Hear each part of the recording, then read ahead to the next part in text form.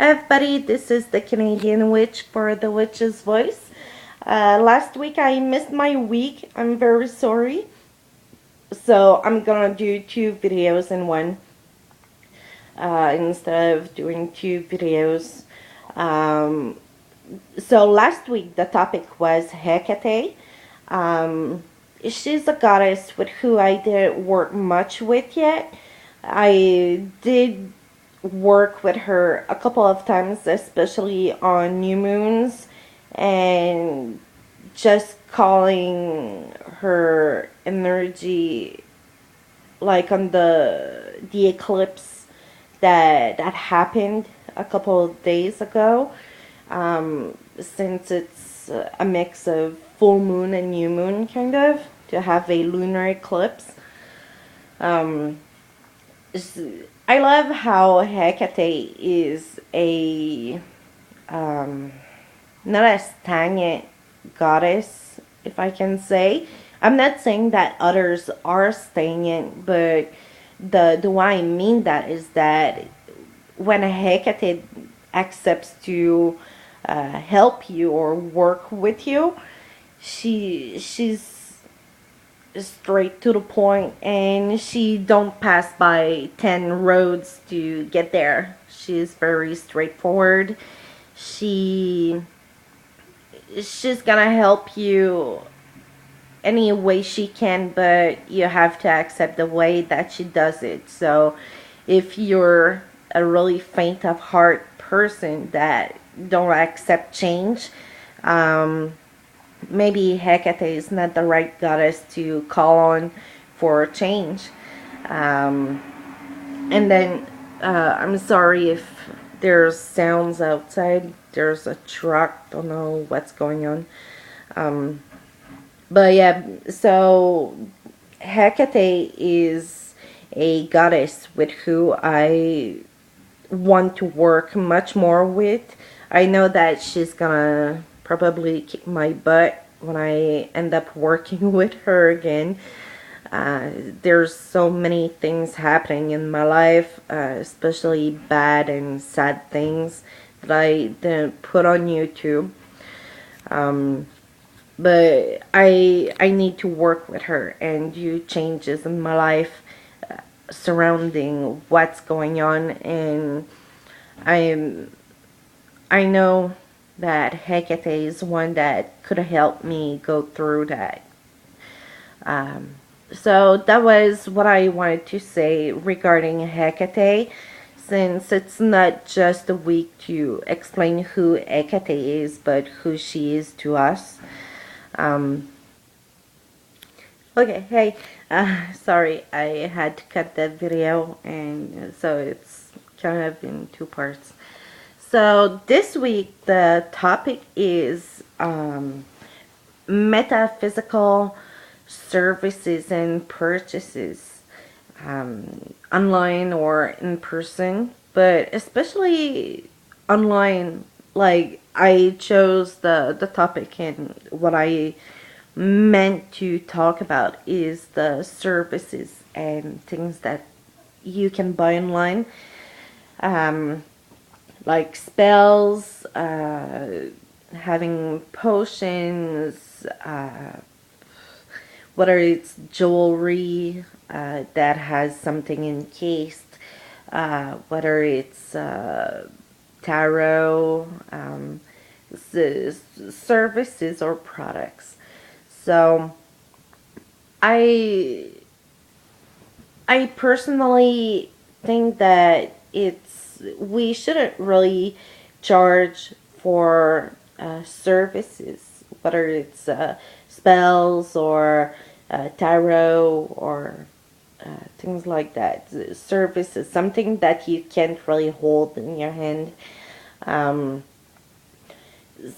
I see no problems with charging for a spell for, let's say, if the person has a special spell in mind and that you want to use herbs that you don't have, or something special that you need to purchase to make the spell, then it can be perfectly fine to ask to pay for it.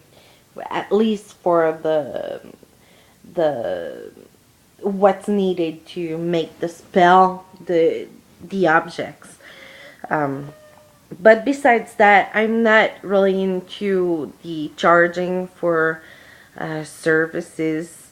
It's a gift that we have, and I don't think gifts should be paid. I and then again, it depends. I wouldn't mind, like, personally, I wouldn't mind paying like $5 for a short reading if I really wanted to, and that I chose to pay, but I wouldn't pay a big amount. I'd prefer give a nice tip than paying a set amount. I just don't know how we can set a number on something we're born with, a gift to do something. Um, it's, it's different than other gifts, like someone that sings. Okay, they make a CD, you can go see them in concert, you pay them, but it's a different type of gift. It's psychic gifts. It's something that has absolutely no price tag.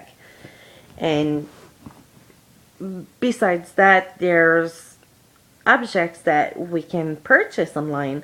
Like there's the potions, there's jewelry, there's wands, there's everything. There's so many things you can buy online.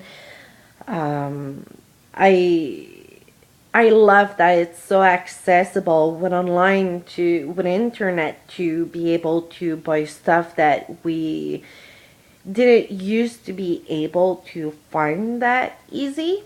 Like even just herbs, like buying herbs, buying lavender and white sage. It's things that you don't find everywhere. I finally found lavender to grains to grow lavender, and I'm crossing fingers that it's gonna work.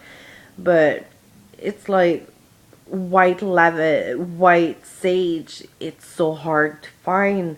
I've looked in many places around my city where you can buy grains to grow, or even just buy a starting one that has just started to grow. I cannot find white sage at all to grow, so I have to buy online to get bigger sizes, or buy in tiny small, like the how do you call it, a smudger, to but see, it's limited. So on the internet allows you to purchase stuff that we didn't used to be able to, and with that comes a responsibility of offering something that is legit. And I'm not talking about herbs now, but especially objects like potions or other stuff. It's something physical that you can hold. It takes trust to buy something like that, like a potion. See, you have to trust that what's in the potion is legit and is really meant for the intention it says. Um, so I wouldn't recommend, personally, I wouldn't buy potions from a random website. Like if I wanted to buy a potion, I'd ask a friend that does potions to make one for me, and I'd pay for it. So, because it takes a lot of stuff to make it, of course. Um, but then there's something I found online. I know the person is in my friend list on Facebook, and I don't know if she's gonna see this, but I've seen through that person their website where they sell rings with um, spirits that are encased in jewelry, like in rings. I at first I was like, okay, it's possible, but I was starting to see like witches and things like that. I didn't see anything extremely strange until I finally found the sex vampire spirit encased in the jewelry, that the vampire is like 2,000 years old, or the spirit of a werewolf and things like that. It's like at some point you have to really think with your head and wonder, what is that? Like, I I love vampires and werewolves on TV and movies. Personally, I don't think they exist in real life. Uh, Not saying it wouldn't be cool, but I don't think it exists. And to see werewolves and vampires, spirits, and encased in jewelry, to me, that's quite. Um, I don't know how to say it, but I would not buy like 60, $80 to get a ring that would have a male vampire spirit encased in my ring. It's like, come on. So that's why I wanted that we do videos on those type of topic, so we can share our opinion on what's possible to get that is metaphysical, whether it's services or objects that you can purchase and hold. Um, so, as final, I'd say always trust your gut instinct. If you don't want to pay for a service that is metaphysical, like tarot or something, find someone that will do it for free, um, and then you can always tip them or do something else in return for them. It's exchange. And as for what's purchase, no, that you can buy, I'm sorry, I yeah, so that you can buy online, just still follow your instinct, follow your gut, read a lot, and ask questions to the persons that may make the stuff.